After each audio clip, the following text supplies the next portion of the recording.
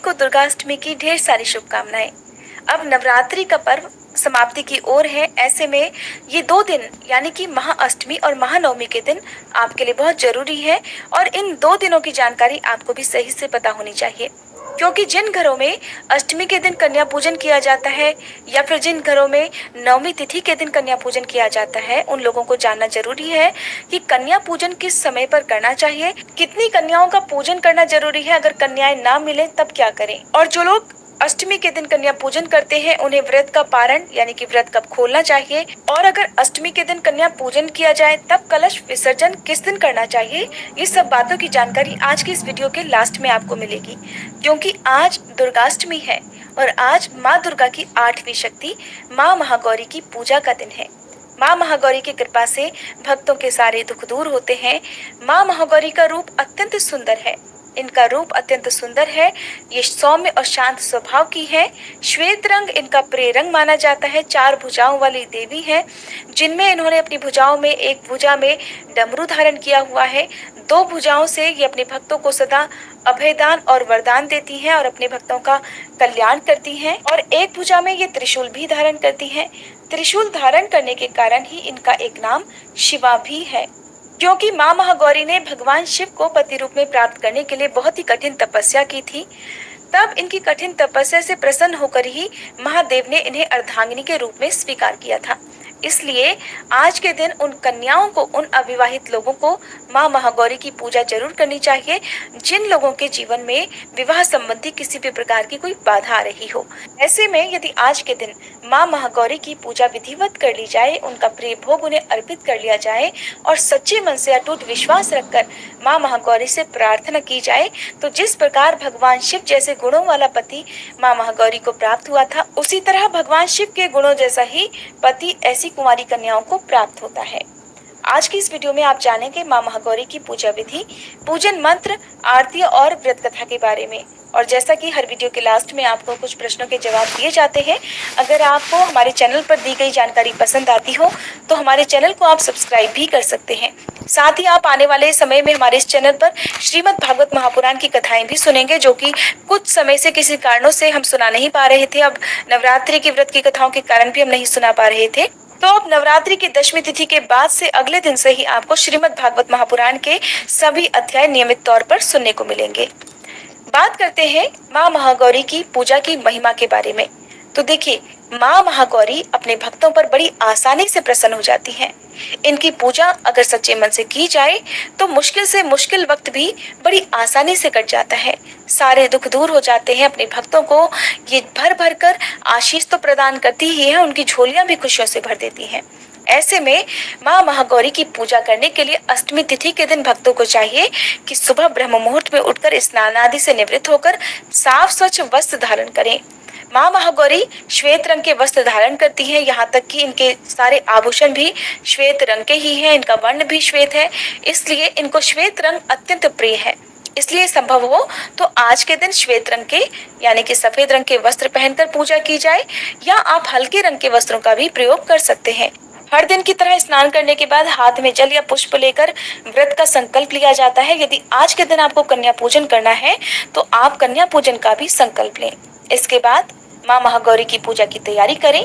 माँ महागौरी को भोग लगाने के लिए जो भी भोजन आपको बनाना है, हलवा, पूरी, चने, वो आप स्नान करने के बाद ही तैयार करें। और जितना मौन रहकर ये भोग तैयार करेंगे उतना ही फल आपको प्राप्त होगा, उतना ही देवी माँ आपसे प्रसन्न होंगी। मन ही मन आप माँ के भजन कीर्तन करते रहें, मंत्रों का जाप करते रहें। इस प्रकार श्रद्धा और प्रसन्न मन से ये भोग तैयार किया जाना चाहिए।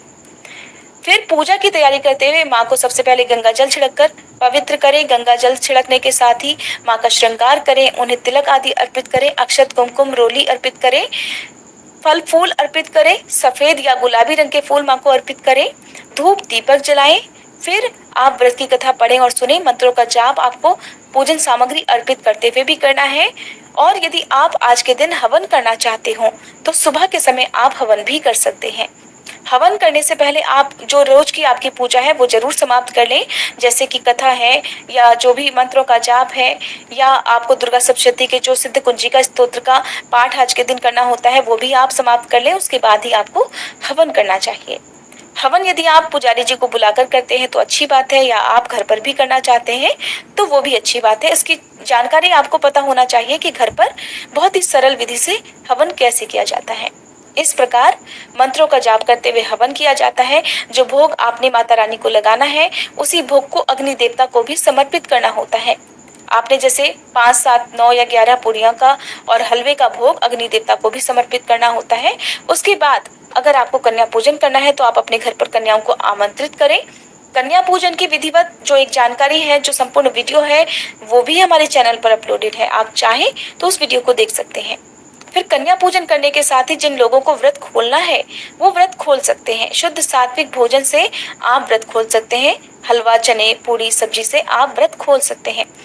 फिर शाम के समय भी आप भोजन ग्रहण कर सकते हैं, लेकिन आपको शाम को भी माँ महागौरी की पूजा अवश्य करनी चाहिए, क्योंकि जब तक आपके घर में माँ भगवती, माँ दुर्गा विराजमान है, आपको नियमों का पालन तो करना ही है। यदि आपने कलश की स्थापना नहीं की है तो भी आपको नौमी तिथि तक, यानी कि अष्टमी तिथि को माँ महागौरी की और नौमी तिथि को माँ सिद्धिदात्री की पूजा करना अनिवार्य है, क्योंकि माँ दुर्गा के 9 रूप है, इसीलिए ये नवरात्रि का पर्व कहलाता है। यदि आपने केवल अष्टमी की पूजा की और नौमी तिथि को सिद्धिदात्री माँ की पूजा नहीं की तो नवरात्रि के व्रत तो अधूरे रह जाएंगे। इसलिए आपको नौमी तिथि तक सभी नियमों का पालन करना है। और अगर कलश की स्थापना आपने की है तो आप दशमी तिथि को ही कलश का विसर्जन करेंगे।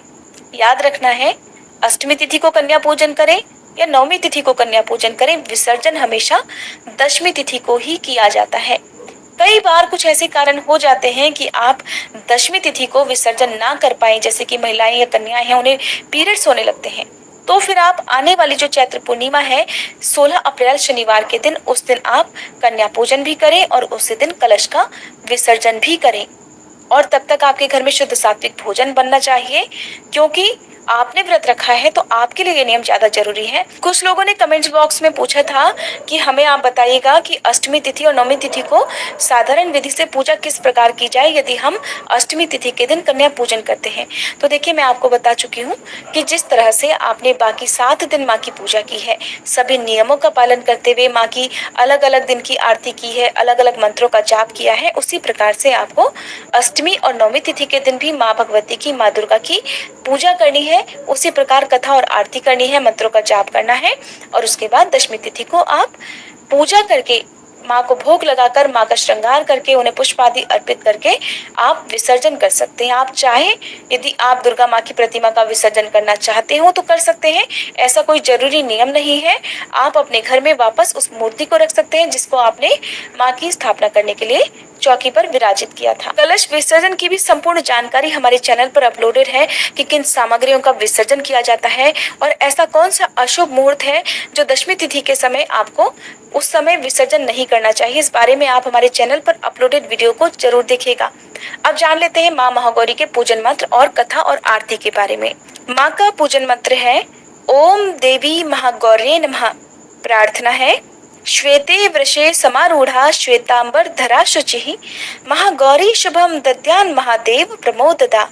और माँ की स्तुति इस प्रकार करनी चाहिए। या देवी सर्वभूतेषु माँ महागौरी रूपेण संस्थिता नमस्तस्यै नमस्तस्यै नमस्तस्यै नमो नमः। मंत्रों के साथ ही अब आप ऊपर स्क्रीन पर माँ महागौरी की आरती भी पढ़ सकते हैं। आरती करते समय कपूर जलाकर आरती की जाती है। उसके बाद इस आरती को अपने घर के सभी कोनों में, सभी कमरों में घुमाना चाहिए और फिर वापस मंदिर में रख देना चाहिए। आरती करने के साथ ही आपको अपने घर पर यदि कन्याएं आमंत्रित करनी है तो मैं आपको बता दूं कि कम से कम आप 5-7 कन्याओं को अपने घर पर आमंत्रित करें। वैसे कन्याओं की संख्या विषम ही रखी जाती है। यदि आपको 1, 3 या 5 कन्याएं मिले तो आप उनका भी पूजन कर सकते हैं। कन्याओं की उम्र 2 से और 10 वर्ष के बीच में होनी चाहिए। यदि आपको 10 वर्ष से कम की कन्याएं मिलती हैं तो और भी अच्छी बात है। कन्याओं के साथ एक बटुक भैरव, जिसे लांगुर भी कहा जाता है, उनका पूजन भी जरूर किया जाता है और बिना बटुक भैरव के कन्याओं का पूजन अधूरा माना जाता है। अब अगर कई बार कन्याएं ना मिले तो फिर अष्टमी या नवमी तिथि को कन्या पूजन किस प्रकार करना चाहिए। तो देखिए, सबसे पहले तो मैं आपको बता दूं कि ऐसी कोई भी जगह नहीं है जहां छोटी कन्याएं ना मिल पाती हो। बेशक आपके घर के आसपास ना हो, थोड़ा दूर ही आपको मिले, लेकिन मिलेंगी जरूर। आसपास जो भी मंदिर हो वहां कन्याएं जरूर मिल जाएंगी। तो हो सके आप अपने घर पर कन्याओं को आमंत्रित करें। अगर ऐसा ना हो तो घर से ही हलवा, पूड़ी, चने या जो भी भोजन आपने तैयार किया है, जिसे भी आप ले जा सकते हैं बाहर, वो आप घर से बाहर ले जाकर भी कन्याओं को खिला सकते हैं। चाहे एक जगह पर आपको कन्याएं मिल जाए या अलग अलग जगह पर आपको कन्याएं मिले, उनका पूजन वहीं पर आपको कर देना चाहिए। और एक बटुक भैरव का पूजन भी आपको करना है।